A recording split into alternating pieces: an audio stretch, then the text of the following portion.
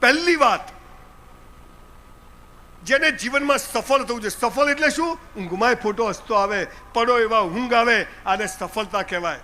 પૈસા તો હલકા લોકો પાસે, જુગાર વેચવાળા, દારૂ વેચવાળા પાસે બી હોય છે, હલકો ધંધો કરતી સ્ત્રીઓ પાસે બી હોય છે. પણ તમે સમાજ માટે કેટલું વાપરો છો? જેમ આ પરિવાર 55,000 છોકરા છોકરીઓને ભણાવે છે, એની ઉપર તમારી સફળતાનો આધાર રહેલો છે.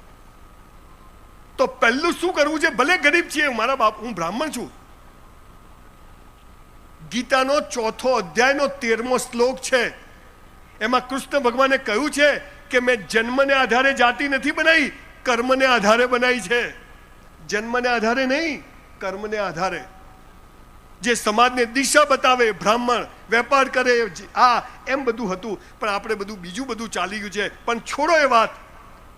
10,000 વર્ષ પહેલા વેદો, પુરાણો, ઉપનિષદો લખાયા ત્યારે કોઈ વાણિયો પટેલ બ્રાહ્મણ નતો, ખાલી મનુષ્ય હતો. અને મનુષ્યના ઉદ્ધાર માટે જે વાત કહેવામાં આવી હતી એ હું તમને કહેવા આવ્યો છું સાહેબ. પહેલી વાત, જે કરો તે બેસ્ટ કરો. ધંધો નહીં, નોકરી નહીં, સવારે ઉઠ્યા ત્યાંથી રાત્રે સૂઈ જાઓ ત્યાં સુધીની બધી જ ઘટનાઓ બેસ્ટ કરવા. સવાર પથારીમાંથી ઉઠ્યા, કરાગ્રે વસતે લક્ષ્મી કર મૂલે સરસ્વતી કર મધ્ય, તો હે ઈશ્વર તારો આભાર, ઉઠાડી દીધા. કેટલાય રાત્રે હુઈ જાય, સવારે ઉઠતા જ નથી. એ ગયો, આપણે ઉઠી ગયા, માતાજી